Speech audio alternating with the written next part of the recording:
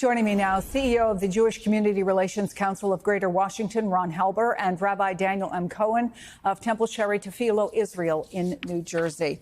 Rabbi, as I heard them, and I found their words to be inspiring, they both were eye to eye with the suspected shooter, and yet that's their response to it. It reminded me of a long time ago after a particularly heinous anti-Semitic attack. I said to a friend, "How do you do it?" And the response was, "We've had a lot of practice." How are you? Thank you for having me on, and thank you for asking. I am shaken. I am grieving. Sarah and Yuval, these two beautiful young Jewish professionals who were outside an American Jewish museum after being participating in an American Jewish organization's event that ironically was talking about humanitarian issues, to be so murdered in cold blood. It just reveals something that we've been known and worried about for not just the last 19 months, but for the last decade or so. Because we've been seeing this increase in Jew hatred in this country in unprecedented ways long before October 7th, 2023. So we have feared that this could happen, and now we've seen our worst fears. My hearts go out to Yuval and Sarah's families. What beautiful individuals, everything I've learned about them. I mean, Sarah, in fact, is directly connected. I have a 1-degree separation. A dear friend of mine was fraternity brothers and classmates with her father. He's a rabbinic colleague. This is what happens when ugly rhetoric is allowed to go unchecked. And we're now seeing it. And this is not just a Jewish issue, although it's obviously a Jewish issue. This is an issue that the entire country, the entire world needs to wake up and recognize and respond to. And we've had relative silence until now. And I hope that we actually see something change now, but what a tragedy that something this horrific, that two beautiful lives were ended so soon, causes this to actually become something that people recognize what's happening here. Dan, as the rabbi just said, this couple was, by all accounts, accomplished, committed, doing good work, apparently on the verge of getting engaged in just a matter of days. It is beyond sad. What more should people know about them, and what are your thoughts today?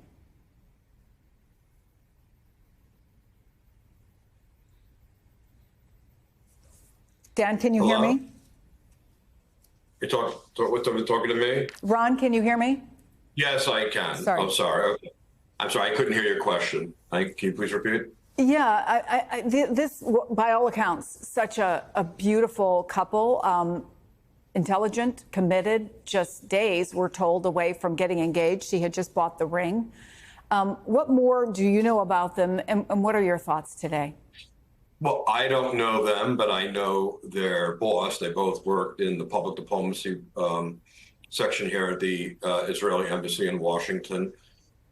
We had our own annual meeting last night, and we were everybody was coming home and just stunned by the news. There's just complete devastation in the Washington Jewish community. We're furious and anger and saddened and many of the other emotions that the rabbi discussed at such a random act of violence. I mean, they were targeted for one reason. They're Israeli and they're Jewish, and that has no room in American society.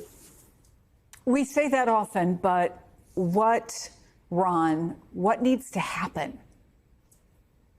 Well, it's a couple things. Number one, anti-Semitic rhetoric, which is alive and on flame on social media, has to be combated.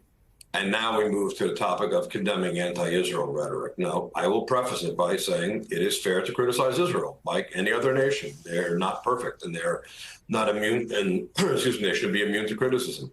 But when you start accusing Israel of things like genocide, or you start using the word Zionist, meaning that a Jew who believes in the right for the Jewish people to have their homeland, you use those in negative terms, or you say that Jews are involved in genocide, which is preposterous concerning the words. A genocide was invented because they didn't have a word to describe the Holocaust. When you use that kind of terminology, it stems up radicalization on social media, and then it turns into violence. And this is the predictable outcome of what happens when rhetoric doesn't get condemned.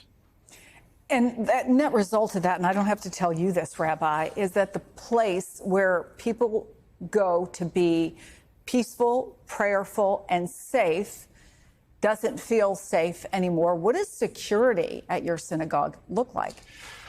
Look, at this point, Chris, I don't know of any synagogue in this country, any Jewish institution in this country that doesn't have security. And that's part of the problem, right? The fact that that's even normal, that people think that that's normal, that's not normal.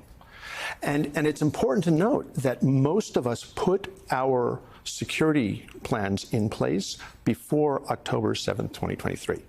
We'd seen the uptick starting a decade ago, and we put those things in place. So what happens when there's an incident like this is very often it's a matter of redoubling and checking to make sure that the plans that we have in place are in place. But I think there's something that's really, another thing that I think is really important to point out. Less than 24 hours after the October 7th massacre, there were demonstrations right here in New York that purported to be pro-Palestinian. Israel hadn't responded yet.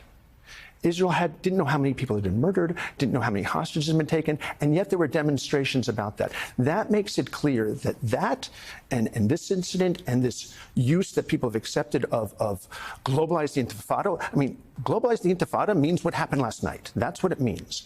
It is not about geopolitics. It is not about legitimate humanitarian concerns for the civilians in Gaza. This is about unfettered Jew hatred and the silence that has allowed it to fester and grow. And we know that rhetoric eventually turns into action, and that's what we're seeing. So it's a matter of looking in the mirror, making sure that the plans we have in place are in place, and then standing up and continuing to lead our Jewish lives as proud Americans and as proud Jews, because we're not going anywhere. Ron Halber and Rabbi Cohen, I want to thank both of you for this important conversation.